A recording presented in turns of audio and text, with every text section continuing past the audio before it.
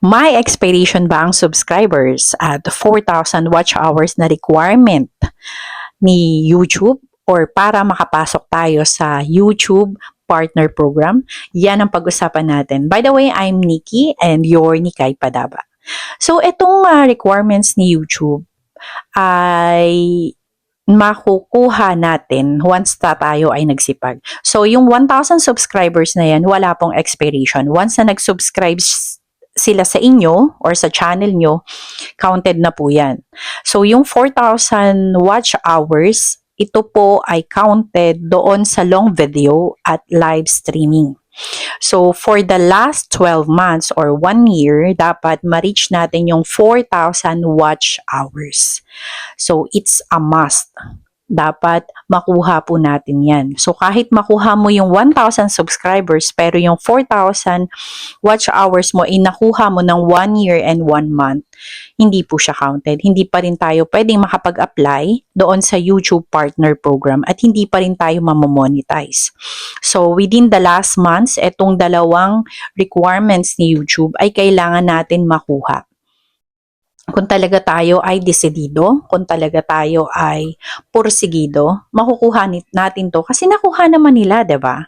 So, tayo ay magsipag, tayo ay maging more creative para mas lalo pa tayong makaakit ng mga subscribers or makatulong din tayo in other form, 'di ba? So, yung pag-usapan natin sa subscribers na nawawala lang siya kung mapapansin nyo if and if, okay? Meron kasi tinatawag na active subscribers. So, counted po yan talaga. Kahit na, kumbaga, sila ay for the 6 months, hindi sila nanonood or naggumagamit or nagsusubscribe dyan sa YouTube, still nandyan pa rin sila. As long as if they have for example, yung Google account nila is hindi na nila ginamit and nakalink naman yan sa YouTube. So, yun, talaga, wala na talaga yun. So, mababawasan ang ating subscriber. And then, si YouTube ay regularly yan, nagche-check kung spam ba yan or kung yung subscriber ba yan is nakapag-violate ng mga policies dito kay YouTube. So, magiging hindi na rin counted yan. Yan yung mga case-to-case basis kung bakit ang ating subscribers, actually personally, na-experience ko yan. So, bago lang po ako kay YouTube. Wala pa pong 1 month. If I'm not mistaken, magto 2 weeks pa lang ako. At nararanasan ko yung minsan nakikita, bakit ganyan na yung subscribe, bakit bumaba? So, yun pala, si YouTube ay regular po yan nagche-check kung spam ba yan na subscribers natin or, yun nga, sabi ko sa iyo, once na nakapag-violate tayo, mawawala din siya. Hindi pa rin siya, yun yung tinatawag na, alam nyo yun, minsan, hindi naman natin naiiwasan, diba? So, yun nga, itong mga tutorial na to, itong mga sinishare ko sa inyo is inaaral ko din naman to. Hindi naman ako basta nagsasalita and based din to sa experience ko as a new and beginner. Syempre, may kataas ang kilay dyan. Bago lang naman siya. I'm just sharing my own experience and I'm just hoping na makatulong din sa mga baguhan na tulad ko.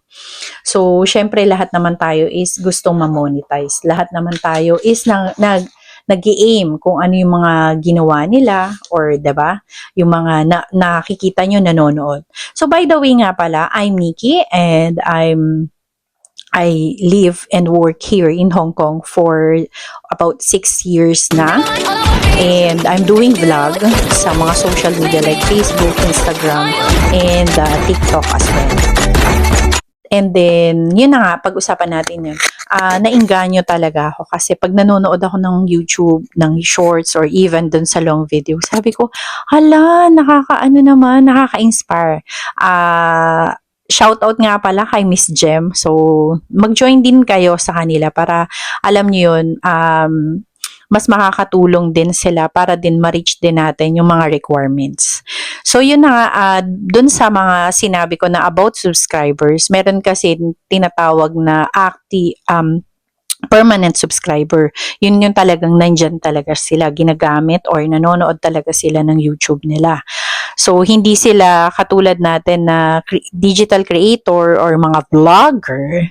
So, nanonood lang sila. So, yun naman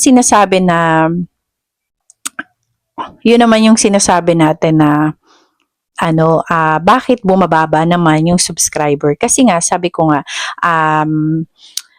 may mga case na yung account na yon is spam para kay YouTube. So, tatanggalin. Meron din naman nagiging inactive gawa ng, yun nga, na-detect sila na may, na may violation or yun nga. So, sana itong tutorial ko is makatulong sa inyo. So, palaging tintandaan na ang subscribers natin is counted pa rin yan even 1 year. Wala siyang automatic time base. So, nangyayari lang yung mga bagay na yan kung mismong sila nag-unsubscribe. So, kung mismong man sila is nag-delete nung account na yun. So, hindi, mababawas talaga. And, yung about naman sa watch hours, hindi naman bilang yung shorts, videos, yung unlisted, and yung mga deleted videos. So, hindi po siya bilang. And of course, the private videos, hindi rin siya bilang.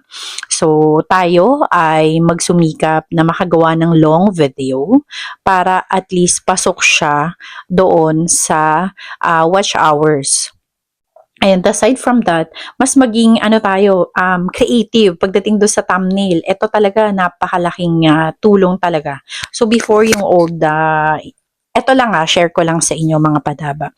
Yung previous YouTube ko, yung YouTube channel ko na Nikay Alataptap, it's been a year pero 19 subscribers and I'm so much thankful to God because this YouTube channel na Nikay Padaba is wala pa siyang 1 month but I'm so happy because nasa 60 plus na siya. And yung mga tutorial na mga sinusundan ko or pinapanood ko mga vlogger, napakalaking napakalaking tulong niya. And alam mo yung pag-enthusiastic ka, pag yung compassionate ka, and kapag determinado ka talaga na gawin ang isang bagay, magagawa mo. Sabi nga, di ba, walang imposible kapag ginusto. Walang imposible kapag na-inspired ka. Pero yun nga, tayo ay gumawa ng mas magagandang mga long video and ingatan natin yung account natin at na hindi tayo magkaroon ng violation, di ba?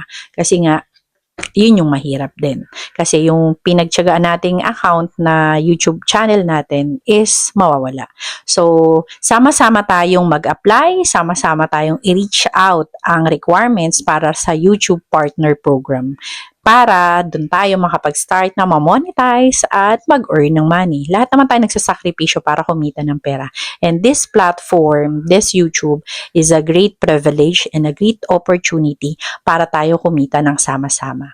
Basta gawin lang natin yung dapat at mas malalo tayong maging creative.